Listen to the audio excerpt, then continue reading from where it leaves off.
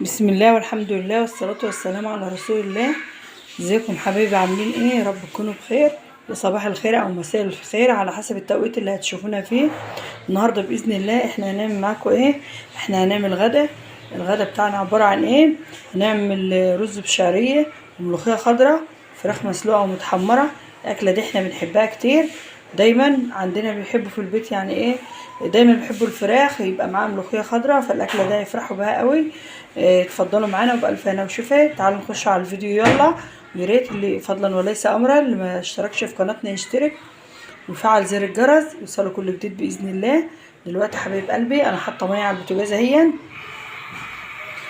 الميه دي انا معايا فراخ هسلقها فيها. الميه دي هحط فيها ايه؟ انا هحط ورق لورا، احط قرنفل، تحط حبهان، اي بهارات انت عايزه تحطها. هقطع في قرنين فلفل، هقطع طماطمتين، بصلتين، كل ده هرميه في الميه الوقت واسيب الميه تاخد وتدي كده وتغلي مع بعضها على المشطه في الفراخ بتاعت شطفه كويسه واسوكها تسويك. يعني ايه يا حبايبي؟ يعني امسك الفرخه كده بملح وفلفل، ادعكها من بطنها كده شويه ملح على فلفل، وامسك بطنها من جوه ادعكها بهم، اتبلها بهم تبقى متنكهه وريحتها جميله. انا دلوقتي هفصل معاكم اما اجهز حاجتي وارجع لكم تاني. كده حبايب قلبي انا عملت البوكيه جرنيه اللي بتحط في الشوربه، اللي هو عباره عن ايه؟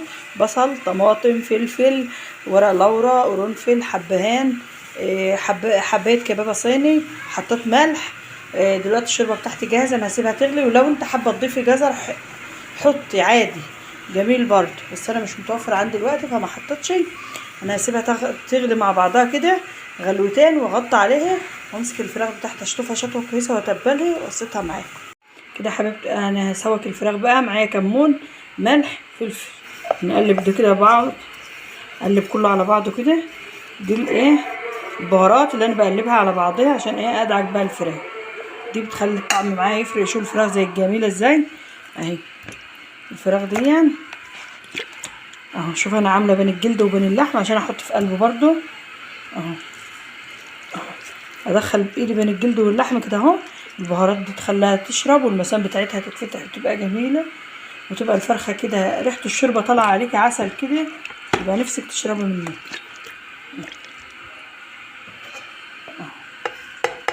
اهو يا جماعه.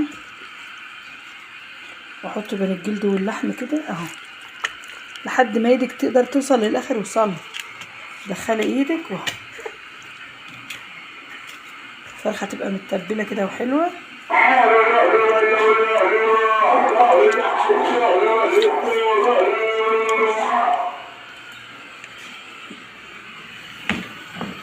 بصيت بقى الفراخ بتاعتي اهو، شو الميه بتاعتي اهو غلت اهي. ادي الفراخ بسم الله ما شاء الله.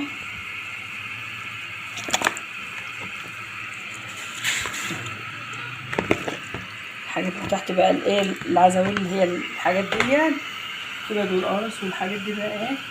احطها مع الايه؟ مع الفراخ تستوي. اغطي على الفراخ وبعد كده ايه في الوقت ده بقى ايه؟ انا مهديه على الفراخ بتعوز النار هاديه يا جماعه عشان ايه؟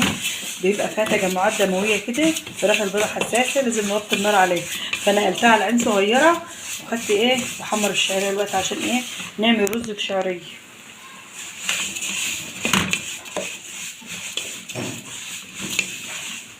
حمر بقى واحط الميه تغلي وارجع لك. خلاص انا سقطت الرز والرز شارب الميه بتاعته، هقلبه بقى عشان ايه؟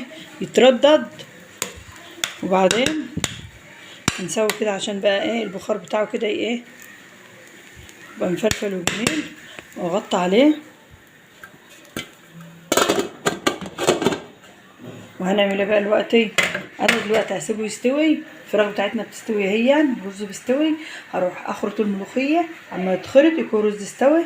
اعمل الملوخيه معاكم بالتفصيل عشان البنات الصغيرين، خليكم معايا كده حبيب قلبي. ايه انا مسكت الملوخيه بالمخرطه اهي، انا فرمتها معاكم. لو ترجعوا لاوائل الفيديوهات اللي عملتها على القناه خرطت فيها الملوخيه على الصينيه بالمخرطه، فالنهارده ما خرطتهاش لان خرطتها قبل كده عشان ما نضيعش وقت الفيديو، لان انا هعمل معاكم الملوخيه تفصيلا من الاول للاخر. فالملوخيه اتخرطت بالمخرطه ناعمه اهي، ولو عندك كبه هتفرموا فيها مخرطه هتعملي زي ما انا عملت. دلوقتي انا معايا ايه؟ توم وكزبره ناشفه اهو في الصينيه اهو. هننزل بقى الناعم خالص كده اهو. بحط ايدي على الصينيه من فوق كده ولا حاجه يعني التوم يفط مني او يقع مني اهو. انعم بقى الكزبره معايا كزبره ناشفه، معلقه كزبره ناشفه وفصين توم، انعمهم كويس. وبعدين هنتقابل عند البوتاجاز بقى ايه واحنا بنطبخ الملوخيه من الاول للاخر، خليكم معانا.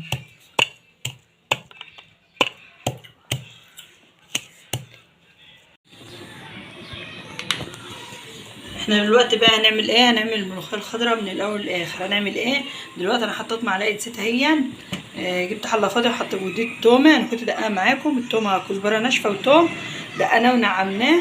دلوقتي انا هستنى لما الزيت يسخن وبعدين ايه ننزل بالتوم. الزيت سخن بقى دلوقتي انا هنزل بايه؟ بالتومه على الكزبره الناشفه، المعلقه دي اهي، بقلب على طول عشان ما تحرقش مني. بكون ضربه طماطمايه، لو حابه مش معلهاش طماطم حط عادي، تروحي نازله بالشوربه.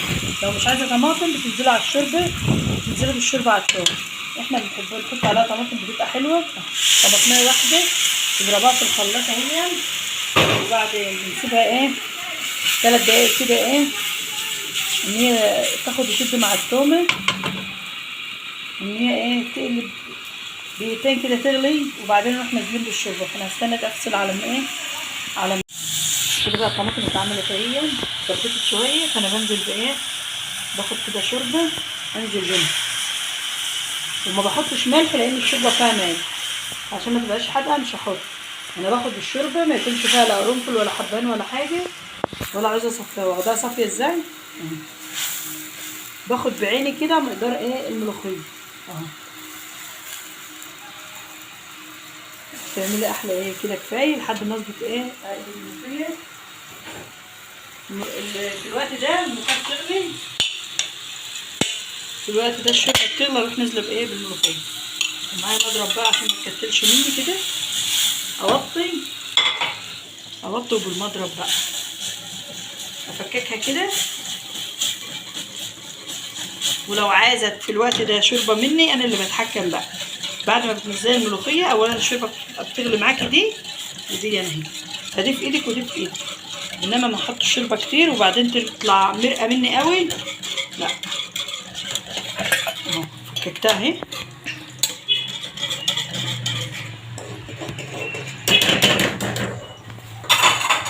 كده مهمه المضرب خلصت.